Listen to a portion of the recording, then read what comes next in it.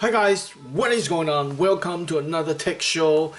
I've been using the Mac Mini with M1 for over a month now. So went over the hurdle of the initial excitement, the frustration, and it's now to do a complete review of iMac Mini. Here we go. So this is my iMac Mini with M1 chip. This is the least expensive, the cheapest M1 chip you can get. Another one is Mac Air or iMac, but those are very expensive. So you want really good bang for your buck, this is it. Now it comes with a very powerful CPU, so when you are using this one you will be amazed at the speed and the agility. Everything's so snappy, so responsive, and whatever you do, video editing, music editing, it's just awesome. And because it doesn't come with screen, so you can find your own screen, whether you like a 4K screen, whether you like a 144 Hz screen, or you want, in this case it's a 32-inch TCL TV, but this one is 1080p, can use as a monitor. And this is another 32-inch. This is the maximum enjoyment for your computing experience. Now this one is a 720p, so for second monitor and video playing is totally fine. You don't necessarily need to have a 4K high resolution screen, like for playing video, HD video, it's perfectly fine. And as you can see, the iMac that Apple is selling right now is very colorful, but the screen is only a 24-inch, which is very tiny, and I totally don't recommend. Let's go to Apple. Now with iMac, once you bought it, you're locked with the screen, and it just you stuck with the you stuck with the screen size. But the advantage of Mac Mini is that you can connect whatever the screen you like and really make the system work for you, instead of you working to adjust to a small screen. 28-inch is ideal, but 32-inch is the best. And if you are smart like me using a TCL screen, this is very cheap. 32-inch 1080p only costing me 199 Canadian. That's like 150 US dollar. And this one is 720p 32-inch screen with TCL cost me only 179. That's like 130 Canadian. And because of the size, you can really enjoy your experience. Now let's talk a little bit problem of Apple OS, Mac OS. I would say is the storage management. Like for whatever the reason, when you are using iMovie, you are using the photo on the Apple, it just not very efficient at managing the memory. There's a lot of junk, wasted storage being created. So you need a lot of external hard disk in order to solve the problem. You don't want to store your file. Like even just 2 weeks of usage, just making like 3 short video, I'm using 60% of the hard drive space. And on the Windows, you don't experience this problem.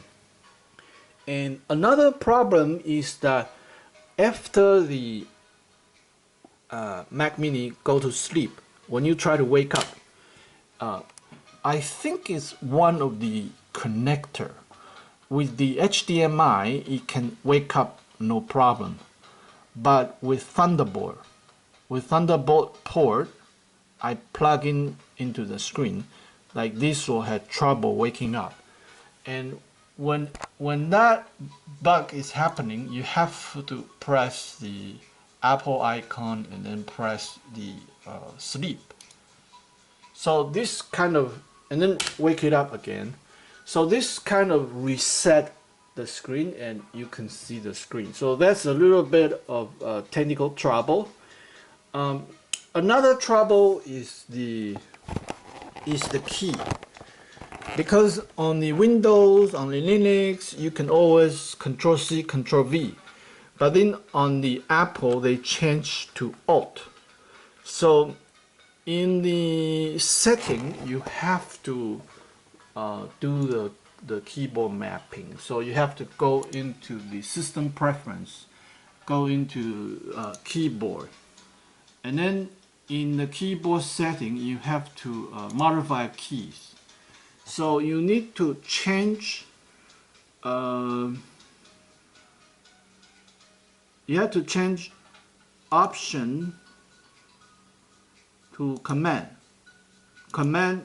to option, sort of reverse that, and then that will fix the keyboard issue.